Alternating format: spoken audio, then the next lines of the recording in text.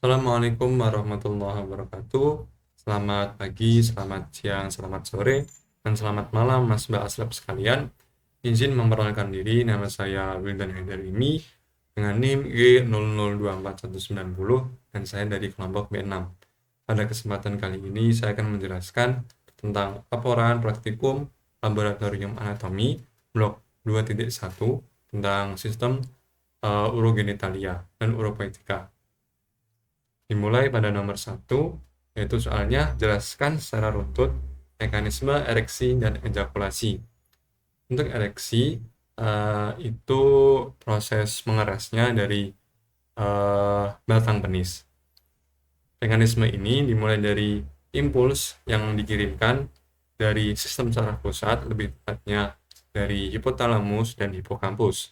Kemudian ini dibawa ke efektor melalui serabut parasimpatis segmen sakral 2 sampai sakral 4 atau NIL-CLMS S2 sampai S4.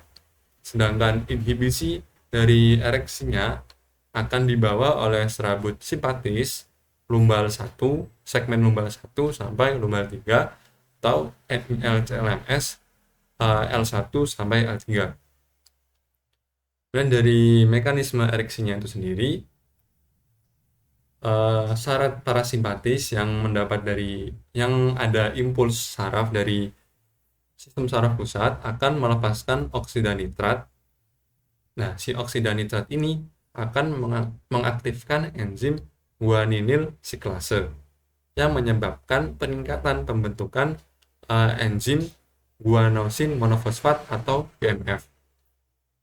Guanosin monofosfat ini dapat mengakibatkan melebarkan arteri-arteri penis dan melebarkan saluran trabekula serat-serat otot polos yang ada di jaringan erektil berupa corpus cavernosum penis dan corpus spongiosum penis dalam batang penis.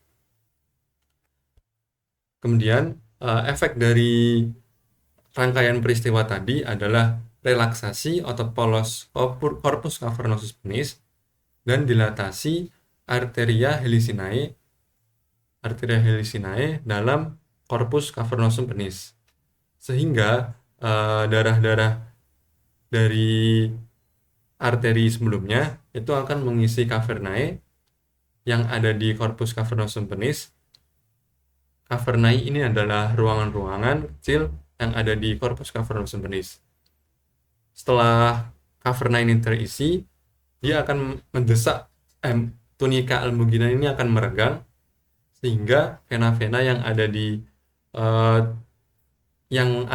tunika albugina atau menembus tunika albugina ini menjadi terjepit atau mengalami vasokonstriksi.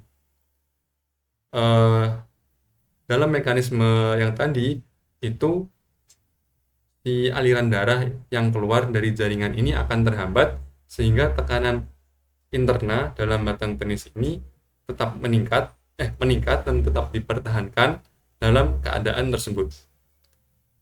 Dengan demikian, panjang dan diameter penis itu bertambah besar dan fase ini disebut dengan fase ereksi.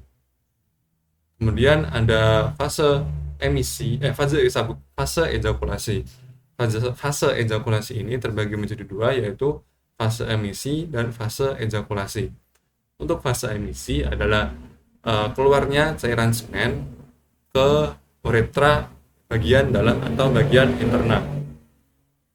Kemudian untuk fase ejakulasi itu adalah ketika uretra itu keluar dari ketika cairan semen itu keluar dari ostium uretra eksterna.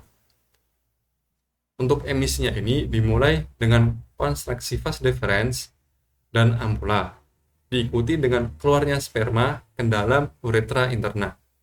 Kemudian otot kelenjar prostrat ini mengalami kontraksi, diikuti dengan kontraksi vesicula seminalis yang akan mengakibatkan menyemprotkan cairan prostat dan juga vesicula seminalis ke dalam uretra. Hal ini juga mendorong sperma bercampur dengan semua cairan di uretra interna kemudian akan bercampur dengan mukus yang telah disekresi oleh kelenjar bulbo-uretralis untuk membentuk semen. Kemudian setelah fase emisi dan semen sudah mencapai dari uretra interna, akan terjadi fase ejakulasi. Untuk fase ejakulasi itu dimulai dari pengisian uretra interna dengan semen. Pada mekanisme ini itu akan mengirimkan sinyal sensoris ke nervus pudendus ke regio sakral, mengakibatkan rasa penuh mendadak di organa genitalia interna. Kemudian sinyal sensoris ini merangsang kontraksi ritmis organ genitalia interna, menyebabkan kontraksi otot-otot ischiocavernosus dan bulbocavernosus yang menekan dasar jaringan erektil penis atau corpus cavernosum penis dan corpus spongiosum penis ini mengalami peningkatan tekanan ritmis dan bergelombang di kedua jaringan erektil penis, serta mengalami peningkatan tekanan ritmis di ductus genital serta uretra yang akan mengejakulasikan semen dari uretra ke ostium uretra eksterna. Sekian penjelasan materi nomor 1 dari saya. Bila ada kurang dan salahnya mohon dimaafkan. Terima kasih.